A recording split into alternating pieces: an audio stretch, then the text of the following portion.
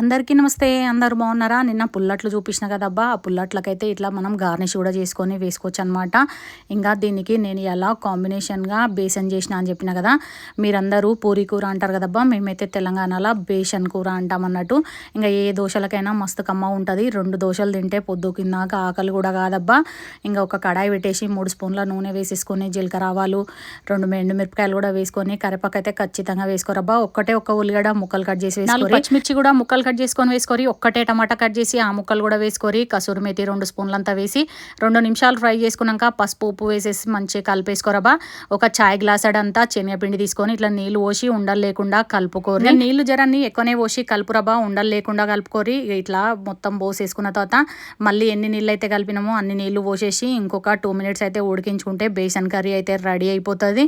ఇంకా దోశలకైతే మస్తు కమ్మ ఉంటుందబ్బా. ఈ వీడియో నచ్చితే ఒక లైక్ కొట్టుర్రి, సబ్స్క్రైబ్ చేయని వాళ్ళైతే సబ్స్క్రైబ్ చేసుకోండి. ఈ బేసన్ కూర నలుగురికి సరిపోతుందబ్బా, మస్తు కమ్మగా ఉంటుంది. మీరు కూడా ఒకసారి ఇట్లా ట్రై చేయండి. మరి థ్యాంక్స్ ఫర్ వాచింగ్, బాయ్.